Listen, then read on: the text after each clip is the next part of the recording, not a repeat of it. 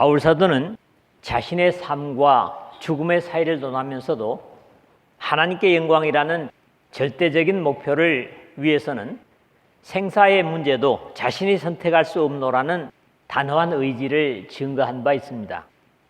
고달픈 수감 생활을 벗어버리고 예수도와 함께 거하는 것이 가장 최상의 것이지만은 육신에 산다고 할지라도 오직 그것을 자신을 위한 것이 아니라 자신으로 인해서 주님을 섬기는 다른 교회와 사람들을 위한 것이라고 증거했습니다. 신앙하는 것이 모두가 만사형통은 아닙니다. 오히려 성경은 시험, 환난, 고난, 시련이나 심지어 불시험이라는 표현까지 사용하고 있고, 죄악의 세상에서 빛으로 살려고 하면 형통보다는 이런 고통이 더 많을 것을 경계하는 내용도 역시 성경에 있습니다. 평안을 약속하시는 우리 주님께서도 이것을 너희에게 이름은 너희로 내 안에서 평안을 누리게 하려 함이라.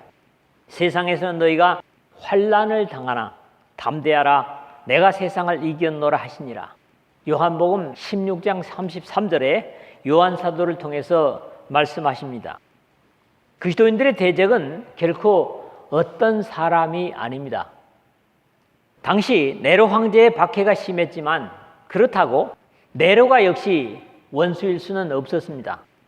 다만 어둠의 세력들이 이용하는 보이는 세력들에 의해서 실제적인 고통과 시련을 당한다고 할지라도 인간적인 입장에서 대항하는 것이 아니라 역시 하나님의 성령과 더불어 넉넉히 감당할 수 있는 능력을 이미 하나님 아버지로부터 받고 있기 때문에 믿음의 사람들의 승리는 확신할 수 있는 겁니다. 신앙의 사람들에게 어려움이 허락되었다면 그것은 멸망을 위한 것이 아니라 오히려 믿음을 키우고 신앙을 성숙시키는 이유밖에 없기 때문에 하나님의 약속이 분명하다면 기록된 바 우리가 종일 주를 위하여 죽임을 당케 되며 도살할 양같이 여김을 받았나이다 함과 같으니라. 그러나 이 모든 일에 우리를 사랑하시는 이로 말미암아 우리가 넉넉히 이기느니라. 로마서 8장 36절 37절에 바울을 통한 확신을 감사할 수 있습니다.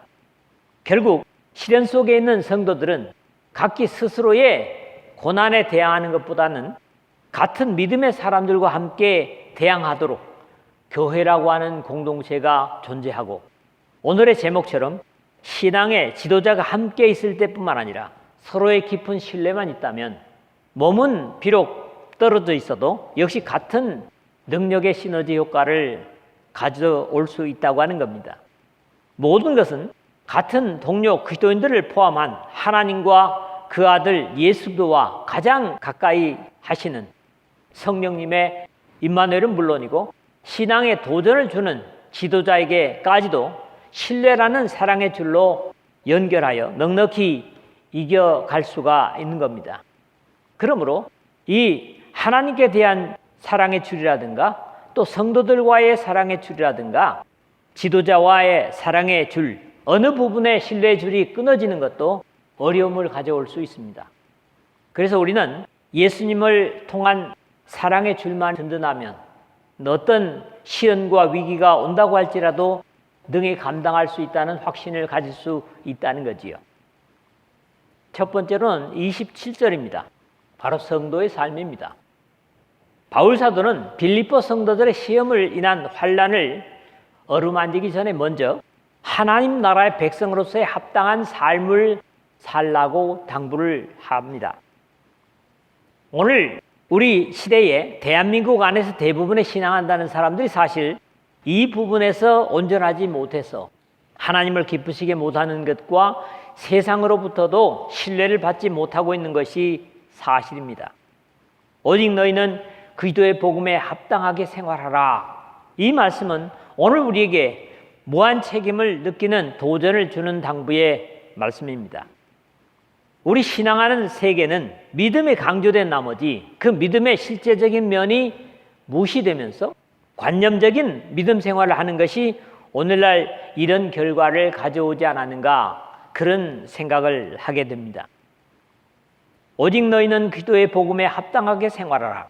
여기 강조되는 표현이 그리스도의 복음입니다. 이것은 우리에게 하나님의 자녀된 권리를 가져다 준 엄청난 하나님의 사랑의 은혜이고 천국을 가지게 한 원인입니다. 그리스도의 복음은 이제 다음 장에서 기록하고 있지만은 독생하신 하나님의 절대적인 희생을 바탕으로 가능하게 되었습니다. 그럼에도 예수들을 믿는다는 많은 사람들은 다만 물질적인 희생을 감당하는 것으로 이 희생을 다했다고 생각하고 십자가에 피를 흘리신 하나님의 아들의 고난을 삶으로 감당하려고 하지 않는다는 겁니다.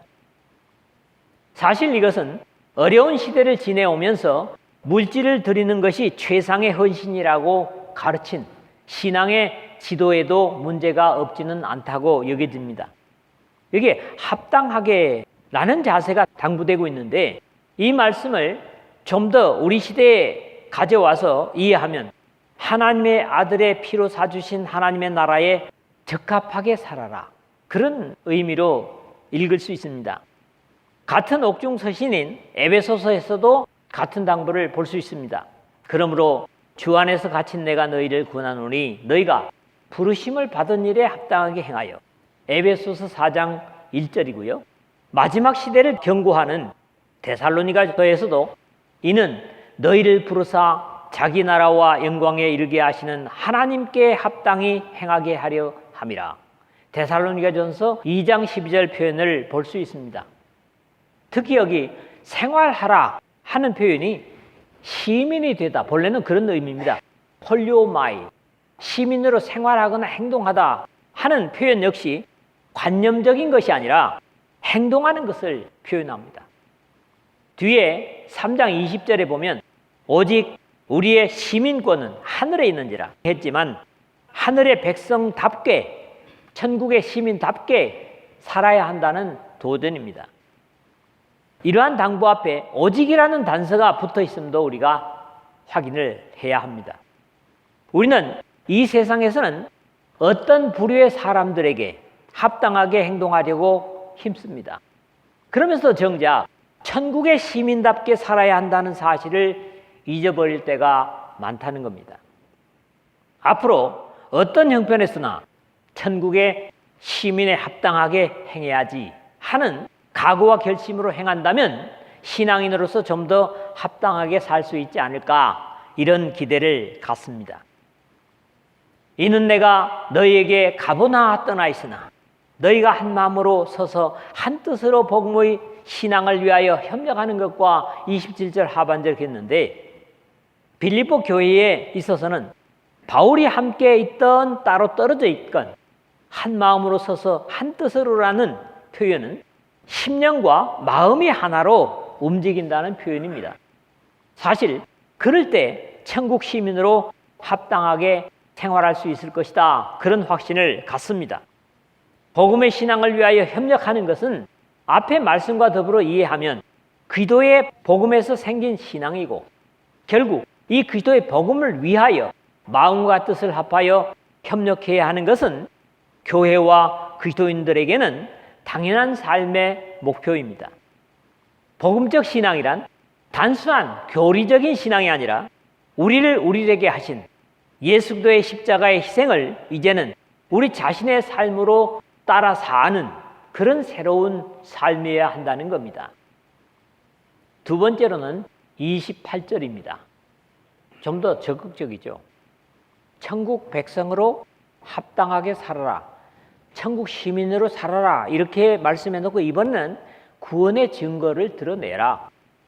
빌립보 교우들을 박해하고 무너뜨리려는 대적자가 누구인지는 모르지만 바울은 과거 자신이 빌립보에서 당한 어려움을 회상을 하면서 자신이 그 일들을 직접 대항한 것이 아니라 하나님께서 해결하셨을 뿐만 아니라 교회를 더욱 견고케 하셨던 역사를 돌아보면서 하나님으로부터 난 하나님의 뜻을 순종하려 한다면 오히려 그 대적자들이 형벌을 당하게 될 것이라는 확신을 주고 있는 겁니다.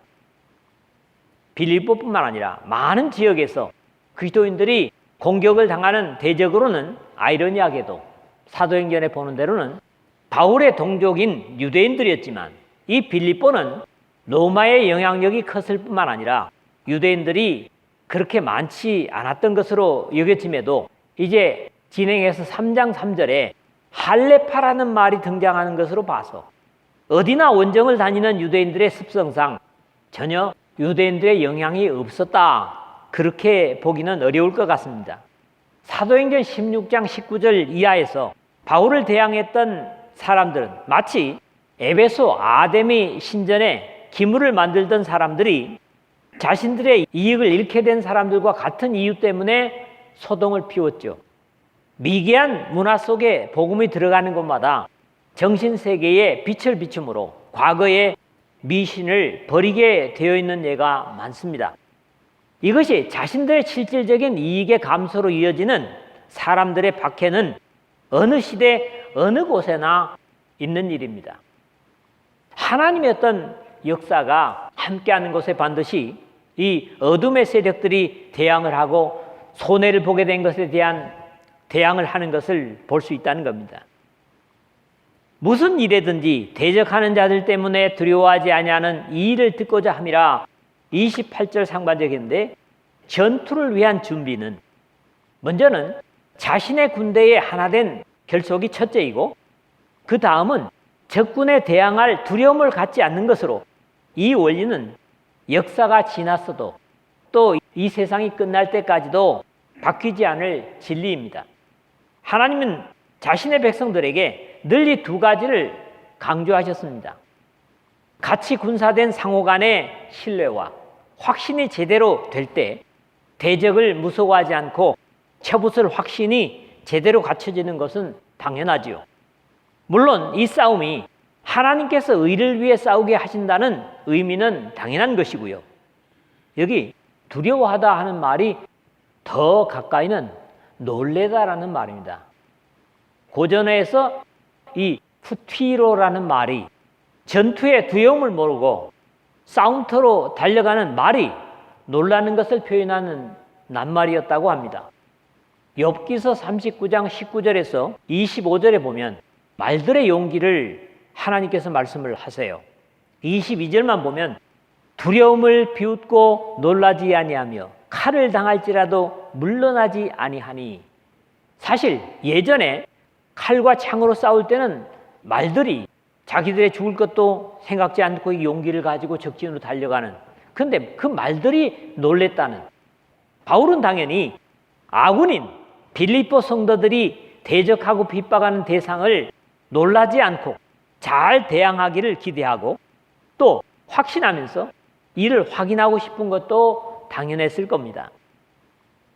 이것이 그들에게는 멸망의 증거요 너희에게는 구원의 증거니. 28절 하반절 이렇게 했는데, 하나님의 백성들이 가지는 믿음으로 인한 용기 자체가 대적하는 어둠의 세력들에게는 멸망의 증거가 될 뿐만 아니라 믿음의 백성들에게는 승리의 증거가 된다는 확신입니다. 과거 이스라엘의 역사에서 전쟁에 출전하는 군인들 중에 만약에 두려워하는 사람이 있으면 그를 전쟁에 내보내지 않고 집으로 돌려보내는 것은 모든 군사들에게 미칠 부정적인 영향 때문이었습니다. 신명기서 20장 8절에 보니까 유사들은 오히려 또 백성에게 고하여 이르기를 두려워 마음에 겁내는 자가 있느냐? 그는 집으로 돌아갈지니 그 형제들의 마음도 그의 마음과 같이 떨어질까 하노라. 그랬죠. 이런 실제적인 예가 기드온의 미디안 침략군의 처벌에서 그대로 사용되었습니다. 이제 너는 백성의 귀에 외쳐 이르기를 누구든지 두려워 떠는 자는 길르앗산을 떠나 돌아가라 하라 하시니, 이에 돌아간 백성이 22,000명이요 남은 자가 10,000명이었더라. 사사기서 7장 3절 이렇게 돼 있어요. 돌아간 백성이 22,000명이고 남은 사람이 10,000명밖에 안 돼요. 그러나 거기서도 나중에 어떻습니까? 300명을 추리고 나머지를 다 돌려보냅니다. 물론 그 사람들은 용기가 없는 건 아니지만 하나님의 능력으로 이 전쟁을 치른다는, 승리한다는 사실을 일깨우기 위해서 그렇게 하셨죠. 이는 하나님께로부터 난 것이라 28절 마지막 부분인데 여기에 모든 원인이 있습니다. 대적하는 자들 때문에 두려워하지 아니하는 이 일은 어떤 경우에도 하나님께서 명령하신 일에 있어서는 하나님께서 친히 함께 하시기 때문에 놀라거나 두려워하지 않을 것은 하나님의 구원 역사 속에서 당연한 것입니다. 사람에게서 나온 계획이나 일들의 결과는 이렇게 확신할 수 없습니다. 아니, 실패가 더 많은 경우들 때문에 두려워하고 걱정하는 것은 어쩔 수 없는 경우들입니다. 그럼에도 하나님께로부터 난 것은 방해하는 것은 오히려 방해하는 그 세력이 더 크게 상하게 된다는 사실입니다. 그렇기 때문에 하나님께서는 자신의 일꾼들에게 어떤 일을 명령하시면서 언제나 두려워하지 말며 놀라지 말라는 당부로 무장을 시키십니다. 이집트를 나와서 율법을 받고 가나안을 정복하는 역사에서 이런 일들은 수없이 있었지만은 대표적인 예를 한 군데 들면 내가 너에게 명한 것이 아니냐. 강하고 담대하라. 두려워하지 말며 놀라지 말라. 너가 어디로 가든지 너의 하나님 여호와가 너와 함께 하느니라. 여호수아 1장 9절이거든요. 놀라지 말고 두려워하지 말라 하면서 그냥 가가 아니라 내가 너와 함께 가기 때문에 두려워하거나 놀라지 말라. 이 약속은 역시 오늘도 우리에게 유용한 약속입니다. 그럼에도 이러한 확신에도 불구하고 절대적으로 명심해야 하는 이 약속을 누리기 위한 조건은 오직 너희는 그리스도의 복음에 합당하게 생활하라신 바울이 아닌 하나님 우리 아버지의 당부의 말씀입니다. 우리의 의무는 구약에서도 하나님의 구원 역사 속에 여호수아를 비롯해서 수많은 사람들이 이 언약을 실제적으로 누렸는데 보다 확실한 복음 속에서는 이 약속을 누리는 것이 왜 쉽지 않은가 하는 의문입니다. 자, 여기에 답변을 히브리서 기자가 주고 있습니다. 이 사람들은 다 믿음을 따라 죽었으며 이거예요. 즉 구약의 성도들은 자기들이 확신하는 하나님의 명령에 목숨을 바쳤기 때문에 이런 일들이 가능했다는 거예요. 그런데 우리가 오늘 이 시대에 확신하는 것에 목숨 바칩니까? 우리의 믿음이 그들만 못하다고 하는 사실을 우리는 생각할 수가 있는 것이죠. 세 번째로는 29절에서 30절입니다. 믿음 생활에는 고난도 반드시 있다는 겁니다. 고난이 없는 신앙생활은 있을 수 없다는 겁니다. 근데 우리는 그렇게 생각을 하지 않아요. 하나님 믿으면 그저 어려움 없이 그냥 만사가 형통하고 편안할 줄로만 생각하는 것들은 우리가 사실 문제가 있는 겁니다. 고난을 좋아하는 사람은 아무도 없습니다. 그럼에도 고난의 은혜가 주어지는 것은 보다 성숙한 신앙을 위해 허락되는 것이라고 이해할 수 있습니다. 제가 고난을 은혜라 그랬나요? 그렇습니다.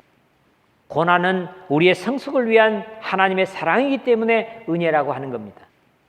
죄인이 예수 그리스도를 통하여 거듭나 하나님의 백성이 된다고 하는 것은 귀한 영생의 언약을 자신의 것으로 받아 하나님의 은혜를 누리는 것입니다. 거기에 당연히 이전까지 따랐던 어둠의 세상 주관자들과는 적대 관계가 되기 때문에 그전에는 없었던 고난을 당하게 되는 것은 어쩌면 당연한 겁니다. 세상에서 죄로 인한 고통은 영원의 형벌도 따르지만 진리를 위한 선한 싸움은 영원 속에서도 오히려 격려가 있을 것입니다. 그럼에도 오해하지 말아야 하는 것은 사람이 고난을 받음으로 하나님의 은혜에 들어갈 수 있는 것은 아닙니다. 오로지 하늘의 백성으로 의를 위한 고난의 영적 전투가 우리에게 있을 뿐입니다. 그리스도를 위하여 너희에게 은혜를 주신 것은 29절에 했는데 우리는 쉽게 착각하는 것은 우리 자신만을 위해서 은혜를 주셨다고 생각하기 쉽습니다. 그러나 중요한 것은 우리 모두에게 은혜를 주신 이유는 그리스도를 위해 하나님의 영광을 위해 주셨음을 바로 이해할 필요가 있습니다. 여기 은혜를 주신 것은 했는데 시제가 과거에다가 수동형으로 쓰여졌습니다. 값없이 주다라는 은혜를 주다라는 카리조마이라는 말의 과거형 에카리스테라는 수동형이 쓰였습니다. 너에게 은혜가 주어진 것은 이렇게 번역하기도 합니다. 생명의 은혜가 선물로 주어진 이유를 설명하려는 겁니다. 다만 그를 믿을 뿐 아니라 또한 그를 위하여 고난도 받게 하려 하심이라. 29절 하반절 그랬죠.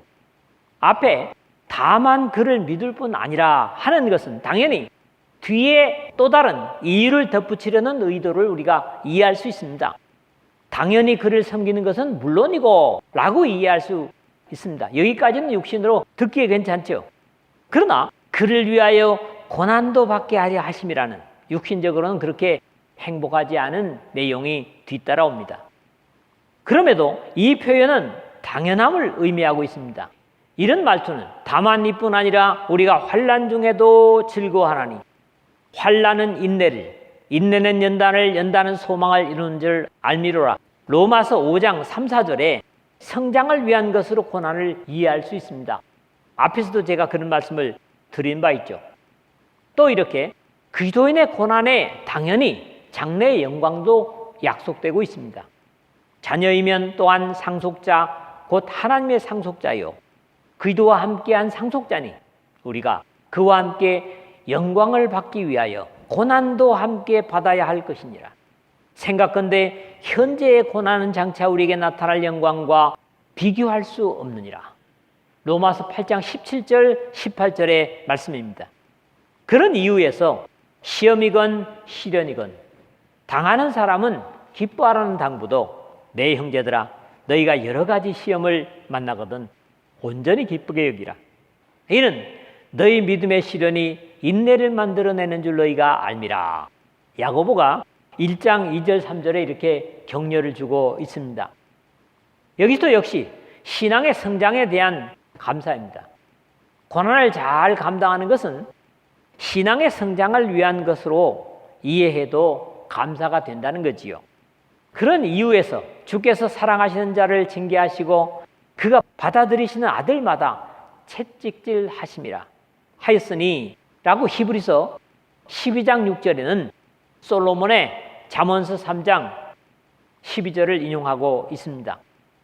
베드로 사도는 한 걸음 더 나아가서 사랑하는 자들아 너희를 연단하려고 하는 불시험을 이상한 일 당하는 것 같이 이상 여기지 말고, 시험 당하는 것을 이상하다고 생각하지 말라는 겁니다. 오히려 너희가 그리스도의 고난에 참여하는 것으로 즐거워하라. 이는 그의 영광을 나타내실 때에 너희로 즐거워하고 기뻐하게 하려 함이라. 베드로전서 4장 12절 13절의 격려함을 듣습니다. 그럼에도 다시 경계되는 것은 고난은 절대로 구원의 조건이 아니라 하나님의 자녀된 결과요 특권이라는 겁니다. 앞에서도 제가 경계를 한번 드렸습니다. 너희에게도 그와 같은 싸움이 있으니 너희가 내 안에서 본 바요 이제도 내 안에서 듣는 바니라. 마지막 30절에 그랬는데, 이미 예수 그리스도께서 육신으로 계실 때 제자들에게 내가 너희에게 종이 주인보다 더 크지 못하다 한 말을 기억하라. 사람들이 나를 박해하였은즉 너희도 박해할 것이요 내 말을 지켰은즉 너희 말도 지킬 것이라. 요한복음 15장 20절에 예언하신 바 있습니다. 예수 그리스도께서 온갖 고난과 치욕을 이기시면서 인류를 위한 희생을 당하셨고, 우리 모두가 그 희생을 힘입어 거룩한 언약의 백성이 되었다면 그 주님의 당하신 고난을 조금이라도 감당할 수 있음에 오히려 감사해야 할 것입니다. 이것은 처음 예루살렘의 사도들은 당연한 것으로 여겼습니다. 사도들은 그 이름을 위하여 능욕받는 일에 합당한 자로 여기심을 기뻐하면서 공회 앞을 떠나니라. 산헤드린 공회에게 공격을 받고 매맞으면서 오히려 예수님의 이름 때문에 고난을 받을 수 있다는 감격을 가지고 그 장소를 떠났다. 사도행전 5장 42절이거든요. 좀 더 적극적으로는 히브리서 기자의 징계는 다 받는 것이거늘 너에게 없으면 사생자요 참 아들이 아니니라. 히브리서 12장 8절이 고난이 없다면 하나님의 참 자녀가 아니라고 말합니다. 그러므로 너무 평안하고 문제가 없는 신앙인이 오히려 하나님께 나는 참 아들이 아니라 사생자입니까? 고난이 전혀 없을 때 라는 기도까지도 할 수 있다는 거지요. 너희가 내 안에서 본 바요 이제도 내 안에서 듣는 바니라 30절 하반절 하는데 이미 신라와 함께 빌립보에서 바울이 당한 무지한 채찍질을 당하고 감옥에 갇힌 것을 통해서 사도행전 16장 19절에서 24절입니다만 빌립보 교회를 더욱 튼튼히 세운 것은 그들이 친히 본 사실입니다. 뿐만 아니라 현재 로마의 감옥에 투옥되어 불편과 어려움을 겪고 있는 것은 앞에 12절에 당한 일로 저들이 듣고 있는 사실인 것처럼 빌립보 성도들도 바울과 같은 고난을 겪고 있는 것이라고 바울은 격려하고 있습니다. 빌립보 성도들이 당하고 있는 고난이 무엇인지 분명하지 않을지라도 그 고난이 믿음으로 인한 것이라면, 즉 주님을 위한 것이라면 그들의 고난은 바울과 다르지 않은 고난일 거라는 거고, 또 우리가 주님 때문에 어떤 적은 고난을 당할지라도 그것이 믿음 때문이라면 같은 고난이라고 확신할 수 있다는 겁니다. 말씀을 맺겠습니다. 마지막 시대에도 하나님의 참된 자녀라면 천국의 시민다운 삶을 살아야 할 것입니다. 우리는 육신을 가졌다는 핑계로 천국의 시민다운 삶을 못 사는 것은 하나님께서 인정하지 않으십니다. 다른 사람들이 있건 없건, 신앙의 지도자가 있건 없건 한 마음과 한 뜻으로 오직 복음을 위해서 협력해야만 합니다. 어떤 형편에서든지 교회 안으로는 신뢰하고 단합하고 밖으로는 진리와 생명의 대적자들을 두려워하지 않고 어떤 일을 당하더라도 놀람이 없이 그런 형편을 감당할 수 있는 것은 이것이 사람에게서 난 것이 아닌 하나님으로부터 났기 때문입니다. 믿음의 사람들이 당하는 고난은 그렇다는 거지요. 예수들을 위하여 은혜를 주신 것은 주님을 섬기는 것에 그치지 않고 하나님의 영광과 그의 나라를 위하여 고난도 받게 하시려고 우리를 택하셨습니다. 이러한 싸움은 이미 바울과 빌립보 교회는 물론 역사 속에 충성된 성도들에게서 본 것이기 때문에 오늘 우리에게 이런 고난이 있다면, 믿음 때문에 신앙 때문에 같은 고난이 있다면 당연히 확신을 갖고 하나님 앞에 바울과 빌립보 교우들처럼 감사할 수 있는 그런 믿음의 삶이 되어야 될 것입니다. 여러분들의 신앙이 성장해서 이러한 성숙한 믿음에 이를 수 있도록 주님 앞에 맡기고 성령과 더불어 싸우는 그런 의로운 싸움이 되시기를 주님의 이름